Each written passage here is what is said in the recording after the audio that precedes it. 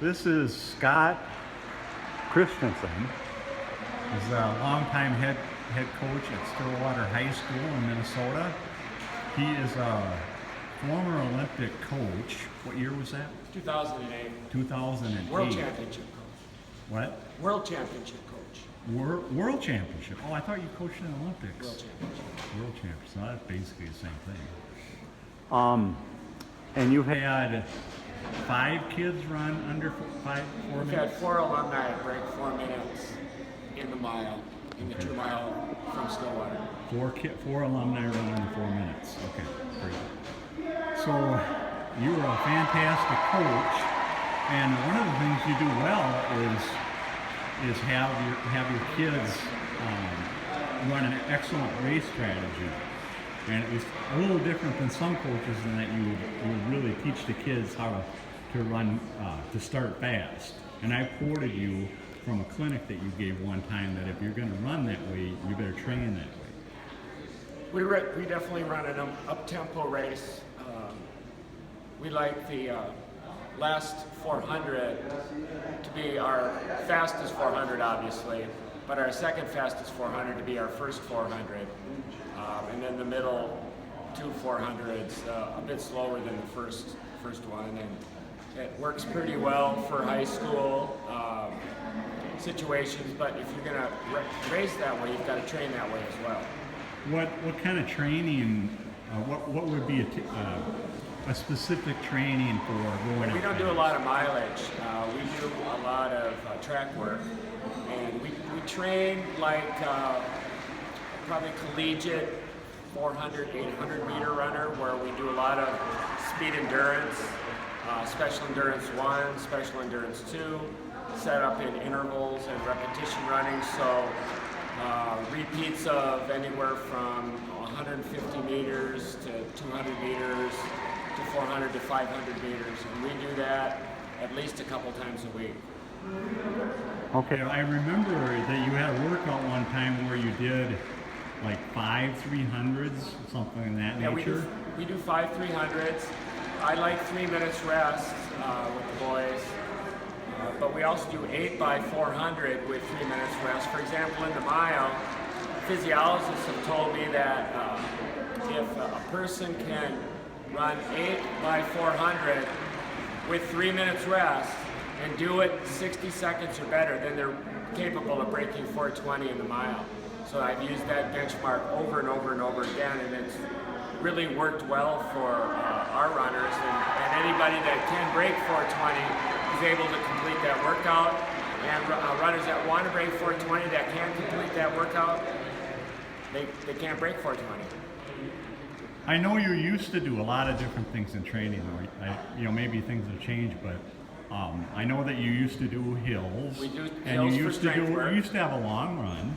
We have a long run. Our typical week is not 7 days. Our typical week is 9 days. And in that 9-day cycle, we'll have a long run. We'll have a hill session, which is strength running. It's not speed running like most people call it. Hill running, uphill running is strength resistance work. We'll have probably a tempo run. Then a couple of those special endurance 1 and special endurance 2 workouts that I talked about. And then a recovery run or 2, which is just base mileage. How do you teach? For me, one of the toughest things to teach is race strategy. How do you teach race strategy to your kids, or do you have them teach each other? Well, our kids are on splits depending upon what their goal time is. So we have a big team. It helps to have 80 distance runners. So a lot of guys are about the same ability, and they're able to kind of pace themselves and push themselves along at the correct pace. I put the watch to the kids just about every day, so they get familiar with the different paces, whether it's 75-second pace for a 5-minute mile, or 65-second pace for a 420 mile, whatever they can do. There's just a lot of work done at their current day race pace, which they get familiar with. Do you have a lot of kids that play other sports? I've got some kids that ski, Nordic ski. I've got 80 on this cross-country team. all 80 do track in the spring. And I would say maybe half, 40% do Nordic skiing in the winter. The other 40% take December off and then get back into training right after the holidays. You have a lot of kids that read, there's so much on the internet now about training. Do you find it a problem with kids reading Runner's World and getting stuck on there? I mean, it's no different whether if you're getting your information from the internet, it's sketchy no matter what kind of information you're getting. I don't care if it's math, English, current events, or training. If you're getting it from unreliable sites on the internet, then it's basically worthless. Our kids hopefully know that, and it's something I talk about.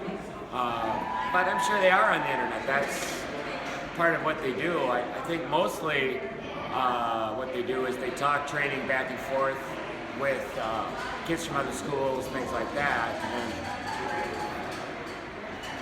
I don't mind that because I'm very confident in our training program, but I can see where that leads to problems with different schools where a Stillwater's doing one thing and then your school's coach is having them do something else. It could cause problems, but I don't find it to be much of a big deal. It used to be when we ran, in the 1970s and 80s, I don't know, maybe you ran in the 60s. You're not much 70s, older, not you? 60s. We had a big problem with overtraining, and I thought my muscles had to be sore for me to get anywhere. Do you still have kids that think that way? Well, overtraining can occur with as few as 30 miles if you're doing the same kind of workouts day after day after day. So many kids just do distance run at medium pace, which is basically tempo running every day. Well, if you're just doing that all week long, that's going to lead to overtraining because you're only working through one energy system, one type of muscular, neuromuscular system. I mean, you're running into problems with the same type of pace every day. And that was kind of the problem with training in the 70s, but it was with more mileage, bigger mileage. Now I think the overtraining issues are with too much tempo running. I think there's got to be a great variety of pace work that's done. All right, well, we're getting a lot of noise here, so we're going to conclude. This was Scott Christiansen from Stillwater, and you've been coaching how many years at Stillwater? 35. 35. Thank you, Scott. Thank you, Bill.